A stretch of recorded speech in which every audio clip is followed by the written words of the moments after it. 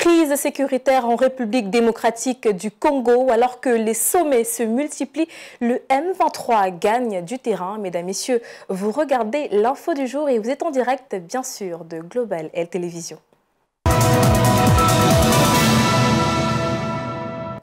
Le groupe de rebelles du M23 s'est emparé de Bukavu, la capitale provinciale du Sud Kivu, après une progression éclair dans la ville de Goma. Goma qui est donc le nœud économique du Nord Kivu. Bukavu, prise d'assaut, c'était le 16 février dernier. Brindanon revient sur le fait.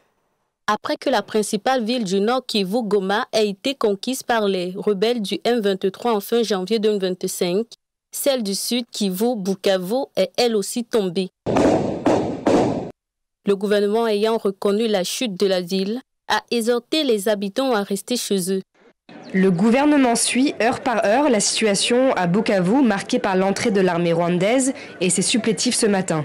Le gouvernement met tout en œuvre pour rétablir l'ordre, la sécurité et l'intégrité territoriale. Il invite la population de Bukavu à rester à la maison et à ne pas s'exposer pour éviter d'être la cible des forces d'occupation. Selon certaines sources, l'entrée des rebelles dans la province s'est faite quasiment sans résistance de la part des forces congolaises. Cette situation alarmante n'a pas laissé indifférents certains compatriotes. Aujourd'hui, nous avons peur et je pense que je dois quitter cette ville parce que ceux qui nous protègent sont déjà en train de s'enfuir. Je suis un civil et je vais partir dans les montagnes. Le président congolais Félix Tshisekedi, qui a présidé le 15 février dernier une réunion de sécurité sur la crise, a demandé à son retour de Munich des sanctions contre le Rwanda. Si nous laissons aujourd'hui un pays redessiner les frontières de l'Afrique par la force, qui sera le prochain? Quel sera le prochain territoire contesté? Quelle nation subira à son tour les conséquences de ce dangereux précédent? Il est temps d'agir. Après la prise de Bukavu en 2004 par les soldats dissidents de l'armée congolaise et les événements récents, le M23 et les troupes rwandaises pourraient prendre le contrôle total du lac Kivu qui s'étire le long de la frontière rwandaise. Alors que la crise sécuritaire en RDC persiste, les organisations internationales multiplient les sommets qui débouchent très souvent sur des discours de dénonciation. Au moment où le M23 continue de s'étendre dans le territoire congolais, à quoi servent véritablement tous ces sommets et comment le peuple congolais doit-il réagir pour restaurer la paix dans le pays? Élément de réponse, c'est avec Pythagore Lakoudji. La situation sécuritaire dans l'est de la République démocratique du Congo demeure instable, ou plus encore se détériore au fur et à mesure. Au moment où les sommets pour sortir de cette crise se multiplient à l'échelle continentale et internationale, les rebelles du M23, quant à eux, gagnent du terrain. Il est donc à s'interroger sur l'importance de tous ces sommets si aucun résultat concret ne se fait ressentir sur place. Pour rappel, le Conseil de sécurité des Nations Unies s'était réuni en urgence le 26 janvier dernier en raison de la détérioration rapide de la situation sécuritaire dans cette partie est de la RDC. Toujours pour cette même raison, le sommet EAC-SADC s'est tenu le 8 février dernier, suivi récemment du 38e sommet de l'Union africaine, où la question des tensions au Congo a été mise sur la table. Il va sans dire que toutes ces rencontres et ces sommets, qui n'ont débouché que sur la dénonciation ou la condamnation verbale, n'ont pas été suivis d'actes concrets visant à restaurer la paix et la stabilité en République démocratique du Congo.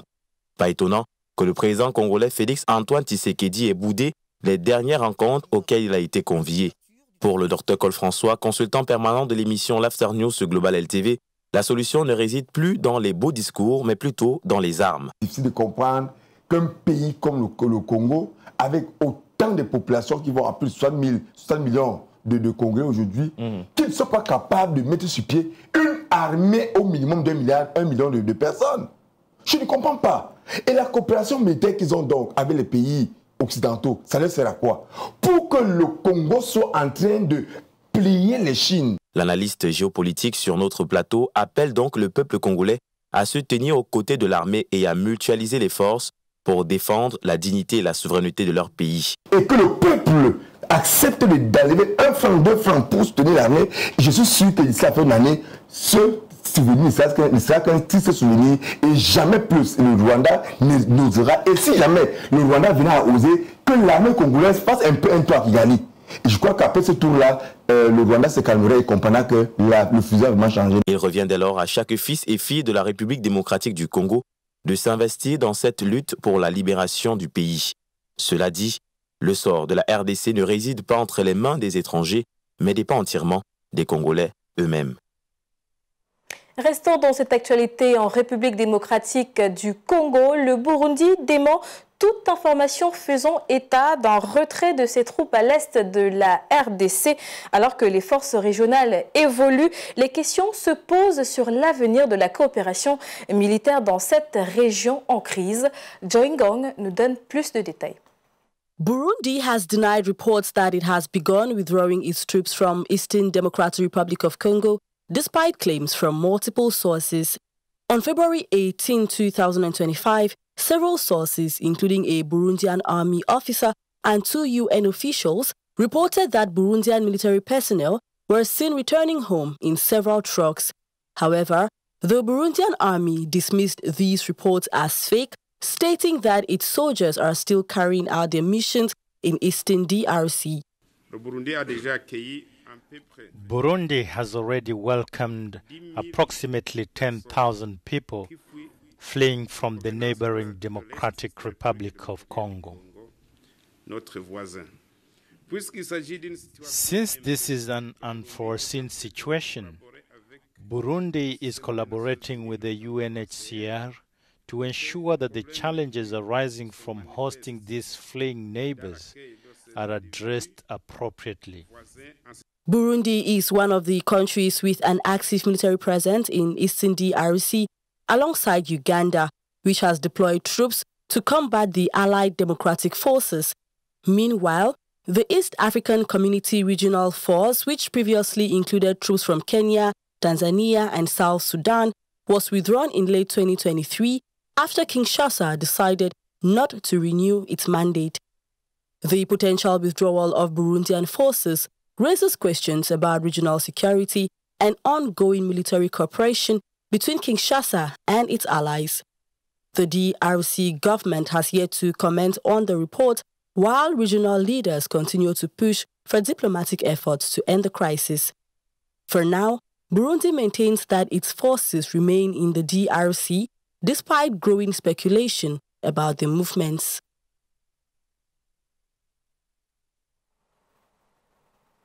Plus de 150 000 déplacés, c'est le bilan actuel de la guerre en République démocratique du Congo, alors que les combats entre les forces gouvernementales et les rebelles du M23 s'intensifient. C'est donc peu de le dire, cette crise humanitaire devient de plus en plus désastreuse. Blandine Jinka tells us more.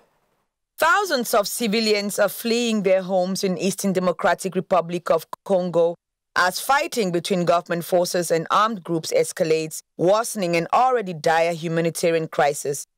The latest clashes in North Kivu province have displaced at least 150,000 people, forcing them into overcrowded camps with limited access to food, clean water, and medical care.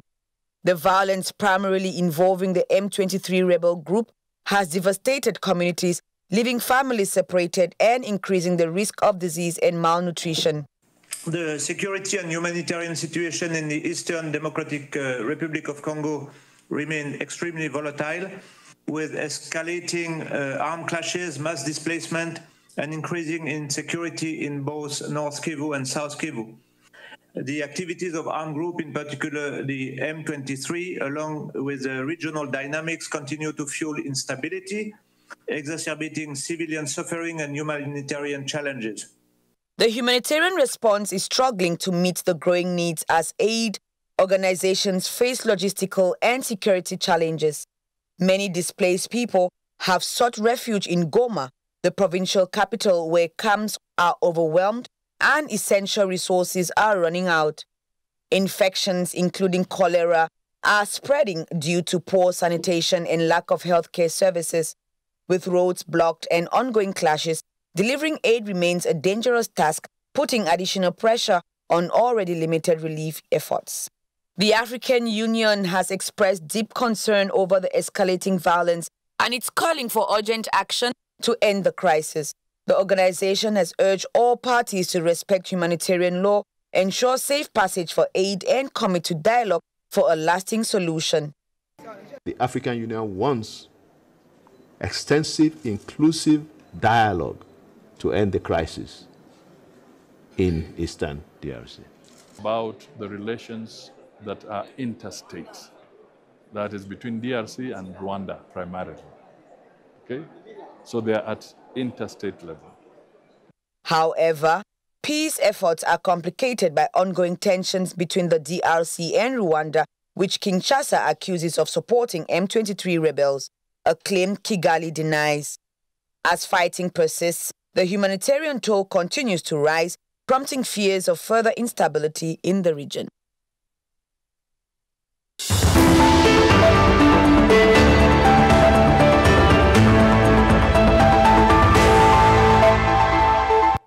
Dans le bonus de l'info, 1706 grands électeurs togolais ont voté pour choisir les sénateurs. Ce scrutin intervient donc au moment où le pays prépare sa transition vers un régime parlementaire. Le parti au pouvoir, Unis pour la République, remporte la majorité des sièges.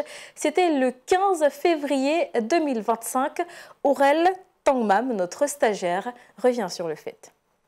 Les premières élections sénatoriales au Togo, organisées le 15 février 2025, ont vu la victoire de l'Union pour la République, le parti au pouvoir. Selon les résultats provisoires de la Commission électorale nationale indépendante, l'Union pour la République remporte 34 des 41 sièges, consolidant ainsi son pouvoir. Certains considèrent cette nouvelle institution comme une plus-value pour le pays. Le Sénat a beaucoup de rôle à jouer, surtout dans ce pays où les choses coûtent énormément cher. Le Sénat est là pour conforter, pour renforcer justement le système démocratique dans notre pays. Une réussite totale grâce au bon déroulement du scrutin. Tout se passe bien comme prévu. Les dispositions mises en place se déroulent comme prévu. Et nous sommes très contents avec cette entame. Et nous savons que les choses vont évoluer très bien. Une victoire qui devrait pousser l'opposition à se remettre en question. Ces sénatoriales marquent une étape importante dans la transition du Togo vers un régime parlementaire où le président aura un rôle protocolaire et le premier ministre, issu du parti majoritaire, détiendra le pouvoir exécutif. Une fois le Sénat installé, les parlementaires désigneront le nouveau président de la République. Il est important de noter que le Sénat aura au total 61 sénateurs, parmi lesquels 41 élus et 20 nommés par le président de la République. Voilà donc, mesdames, messieurs, qui met un terme à cette édition de l'Info du jour sur les antennes de Global LTV. Merci d'avoir suivi. Restez bien sûr en compagnie de nos programmes. Bonsoir.